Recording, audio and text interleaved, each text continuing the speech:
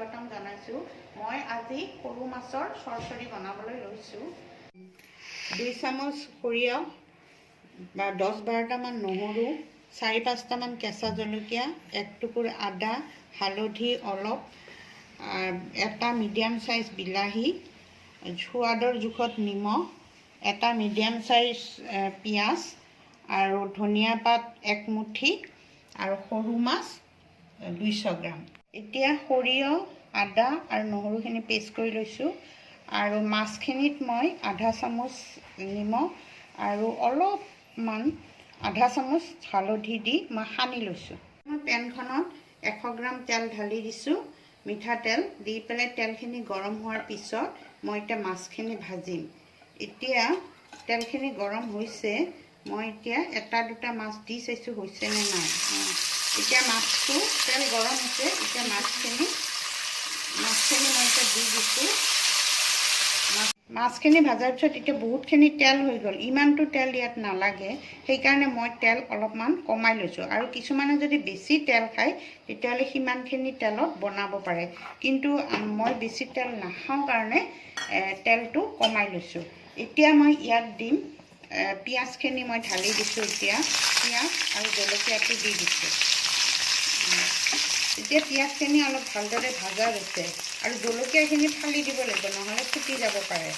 সেইটো কাৰণে এতিয়া পিঁয়াজখিনি ভাজা যোৱাৰ পিছত মই বিলাহীখিনি ঢালি দিছোঁ। এতিয়া মই অলপমান মোৰ নিজৰ জোখত অলপমান নিমখ দিছোঁ, তাৰপিছত নিমখ অলপ দিলোঁ আধা চামুচ আৰু অলপমান আধা চামুচ হালধি দিলোঁ, দি পেলাই এতিয়া মই অলপ লৰাই দিছোঁ।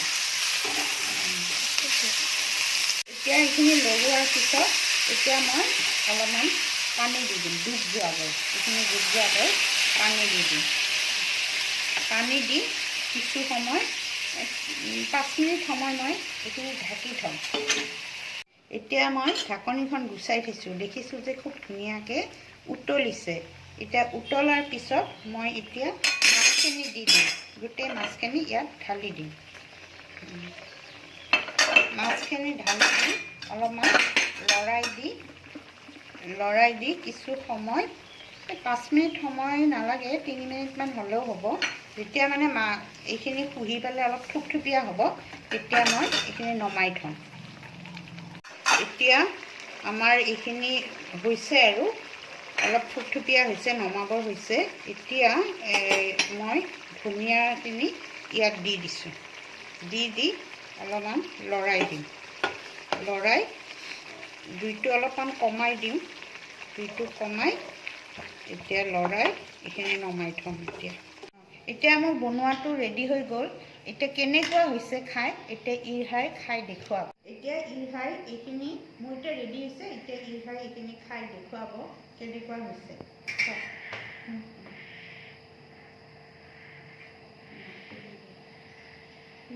মাছ লৈ যায়, এতিয়া ভাল লাগিব।